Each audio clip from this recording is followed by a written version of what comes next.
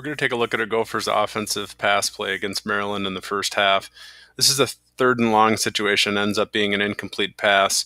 It's not a significant play in the game, but just wanted to take the opportunity to look at Gophers pass protection, which they've struggled with in a man pass protection look at times this season.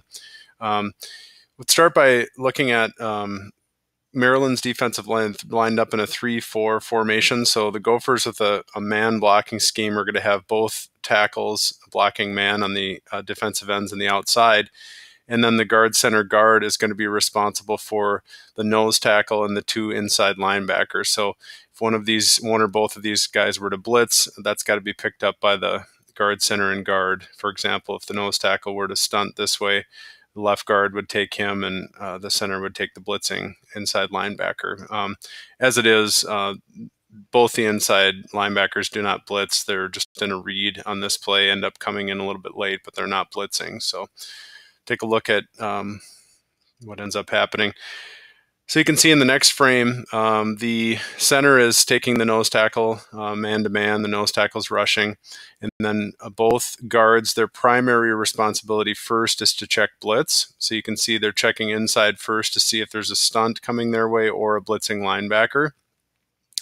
And the problem starts on the outside here. Both offensive tackles end up oversetting on the defensive ends. And by that I mean they're getting into their pass sets as they should be on man blocking these defensive ends, but they set too far outside. Generally, you want to set up with your head on the inside shoulder, between the head and inside shoulder of the defensive end. I'm guessing they're anticipating, because of the wide formation of these defensive ends, they're anticipating a speed rush on the outside.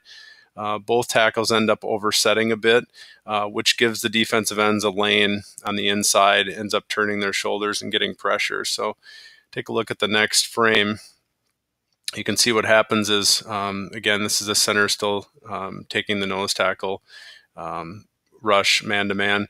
You can see the guards, after they check blitz, they do fold back to try and help out the tackle, which after they determine the inside linebackers are not coming, that is their job. But in both cases, it's too late to clean this up. You can see the defensive ends have now taken the inside, which has turned the tackles, turned their shoulder inside, and they've got a clear path to the quarterback, which is going to create pressure.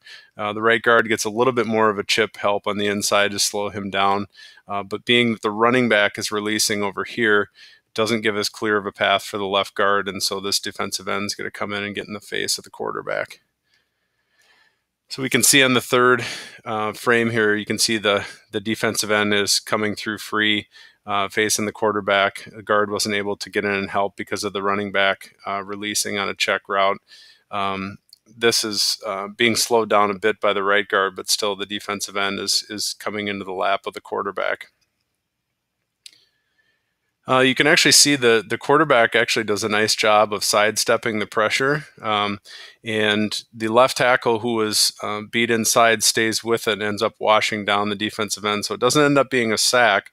The quarterback sidesteps and is able to set up, still keeps his eyes downfield, and makes a pass, but the result of the play ends up being high. You can see the ball right here for an incomplete pass after the quarterback makes the adjustment.